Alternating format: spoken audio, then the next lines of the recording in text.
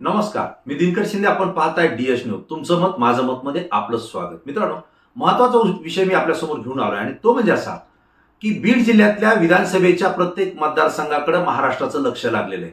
विशेष म्हणजे भारतीय जनता पार्टीच्या राष्ट्रीय सरचिटणीस असलेल्या पंकजाताई मुंडे यांचा बीड लोकसभा मतदारसंघातून लोकसभेला पराभव झालेला आहे आणि त्यामुळे महाराष्ट्राचं लक्ष आणि विशेषतः भारतीय जनता पार्टीच्या अनेक नेत्यांचं लक्ष परळी मतदारसंघासोबतच बीड जिल्ह्यातल्या इतर मतदारसंघामध्ये सुद्धा लागलेलं आहे.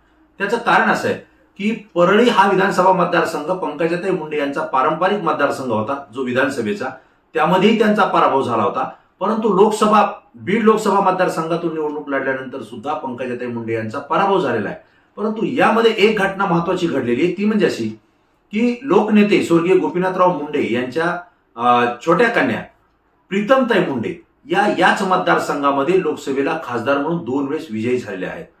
लोकनेते गोपीनाथराव मुंडे यांच्या निधनानंतर त्यांच्या जागेवरती प्रीतमताई मुंडे, ज्या की राजकारणाशी कुठं संपर्कही नव्हता, संबंधही नव्हता, त्यांना ऐनवेळी त्या ठिकाणी भारतीय जनता पार्टीच्या वतीनं उमेदवारी देण्यात आली आणि त्या ठिकाणी त्यांच्या विरोधात इतर पक्षांना उमेदवारी न देता त्यांना त्या ठिकाणी पाठिंबा दिला होता, हे आपण पाहिलेले.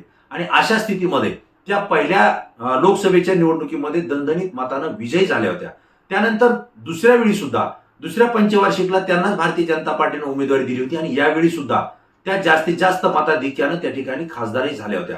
2 वेळेस खासदार राहिलेल्या प्रीतमताई मुंडे यांना 2024च्या लोकसभा निवडणुकीमध्ये पुन्हा एकदा महायुती आणि भारतीय जनता पार्टीच्या वतीनं उमेदवारी दिली जाईल अशीच अपेक्षा होती. तसं जर पाहिलं तर केंद्रामध्ये ज्यावेळेस मंत्रिमंडळ विस्तार होता, याही विस्ताराच्या वेळी प्रीतमताई मुंडे यांना केंद्रामध्ये मंत्री म्हणून संधी मिळेल अशी ही चर्चा होती. परंतु परिणाम असा झाला होता की पंकजाताई मुंडे या परळी विधानसभा मतदारसंघात पराभूत झाल्यानंतर त्यांचा राजकीय जी काही ताकद आहे किंवा पक्षावरची पकड आहे ती काही अंशी कमी झाली होती आणि त्यांनीही पक्षाच्या विरोधात आपली नाराजी अनेक वेळा वेगवेगळ्या उपक्रमातून दाखवून दिली होती.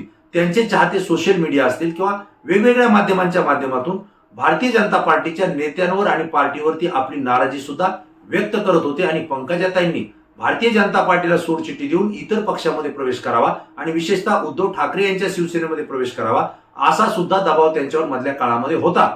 परंतु याच कालावधीमध्ये प्रीतमताई मुंडे यांना लोकसभेची उमेदवारी द्यायला भारतीय जनता पार्टीने नकार दिला.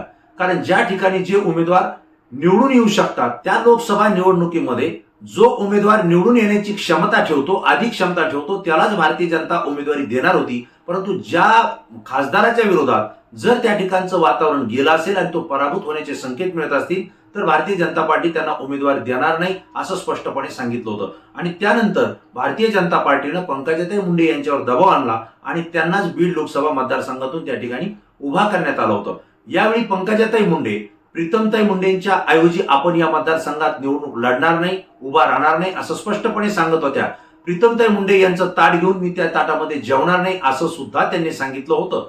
परंतु शेवटी राजकारण आहे, राजकारणामध्ये काही घडतं आणि भारतीय जनता पार्टीच्या वरिष्ठ नेत्यांकडून पंकजाताईंवर दबाव आला आणि त्यांना प्रीतमताई मुंडे यांच्याच जागेवर म्हणजे बीड लोकसभा मतदारसंघामध्ये लोकसभेची निवडणूक लढावी लागली. यावेळेस प्रीतमताई मुंडे यांना मात्र माघार घ्यावी लागली आणि अशा वेळी पंकजाताई मुंडे या सुद्धा भावनिक झाल्या होत्या. अनेक सभांमधून त्यांनी जाहीरपणे सांगितलं की मी जरी लोकसभेला या ठिकाणी निवडणूक लढत असेल तरी सुद्धा प्रीतमताईंचं मी पुनर्वसन केल्याशिवाय स्वस्थ बसणार नाही. येणाऱ्या काळामध्ये प्रीतमताई मुंडे यांना नाशिक मधून सुद्धा आपण उमेदवारी देऊ अशी ही घोषणा पंकजाताई मुंडे यांनी जाहीर केली होती. मित्रांनो, मला आवर्जून ही गोष्ट सांगायची की आता लोकसभेची निवडणूक झालेली आहे. पंकजाताईंना पराभव झाल्यानंतर भारतीय जनता पार्टीनं पुन्हा विधान परिषदेवर घेतलेलं आहे. परंतु प्रीतमताई मुंडे यांचं काय?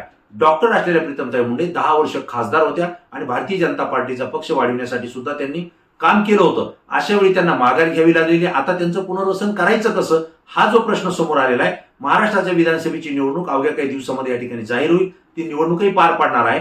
या विधानसभेच्या निवडणुकीमध्ये प्रीतमताई मुंडे यांना उमेदवारी द्यावी आणि आमदार म्हणून त्यांना संधी द्यावी अशी भारतीय जनता पार्टी आणि लोकनेते गोपीनाथराव मुंडे यांच्या चाहत्यांकडून या ठिकाणी अपेक्षा व्यक्त केली जाते. विशेष म्हणजे पंकजाताई मुंडे या मास लीडर आहेत आणि त्यांच्या पाठीशी खंबीरपणे प्रीतमताई मुंडे या खासदार असताना सुद्धा ताकदीनं उभा राहिल्या. पंकजाताई मुंडे यांना लोकसभेत पाठवण्यासाठी प्रीतमताई मुंडे यांनी अनेक सभा घेतल्या, अनेक बैठका घेतल्या. त्यांनी सुद्धा अनेक वेळा अनेक कार्यकर्ते आपल्या संपर्कात आणून मोर्चेबांधणी केली होती. त्यांना यश आलं नाही हा भाग वेगळा, परंतु पंकजाताईंसाठी त्यांनी प्रयत्न केले. आता पंकजाताई मुंडे या प्रीतमताईंसाठी प्रयत्न करतायत अशी सुद्धा माहिती आपल्याला या ठिकाणी मिळते. वास्तविक पाहता मिळायलाही हवी, कारण प्रीतमताईंनी तेवढं योगदान भारतीय जनता पार्टीसाठी दिलेलं आहे. परंतु परळी मतदारसंघाला लागूनच माजलगाव हा विधानसभा मतदारसंघ आहे.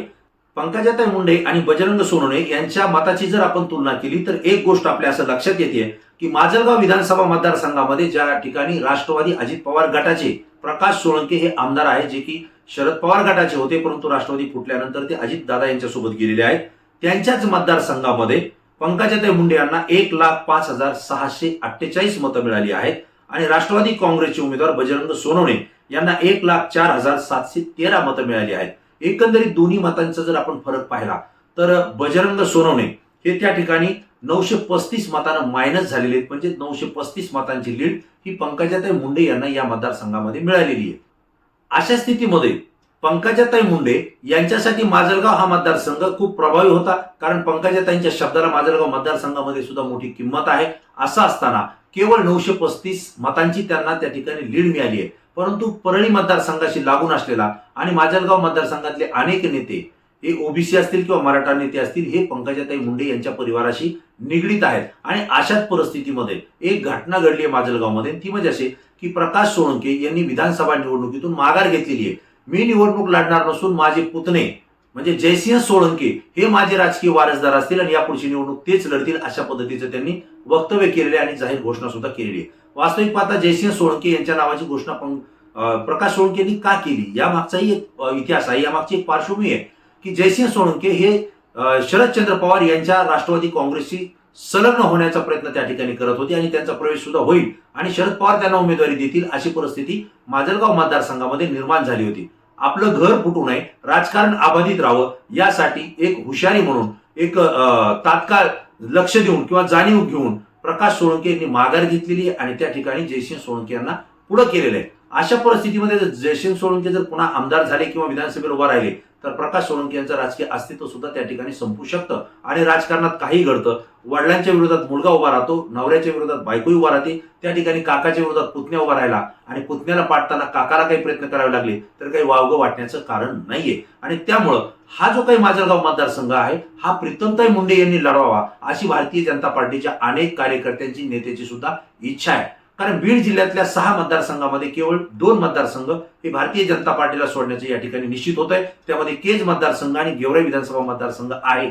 परंतु गेवराई विधानसभा मतदारसंघ हा राष्ट्रवादी काँग्रेस अजित पवार गटाला सुटण्याची शक्यता आहे, कारण त्या ठिकाणचे आमदार लक्ष्मण पवार यांनी माघार घेतलेली आहे आणि त्यांचा इतर पक्षामध्ये प्रवेश होतोय, हे सुद्धा संकेत आपल्याला या ठिकाणी मिळत आहेत. अशा वेळी ही जर विधानसभेची जागा राष्ट्रवादी काँग्रेस अजित पवार गटाला जर सुटली तर त्यांचाच मतदारसंघ माजलगाव मतदारसंघ आहे तो भारतीय जनता पार्टीला त्या ठिकाणी सोडला जाईल आणि त्या ठिकाणी प्रीतमताई मुंडे या उभा राहतील, असंही चित्र या ठिकाणी आहे.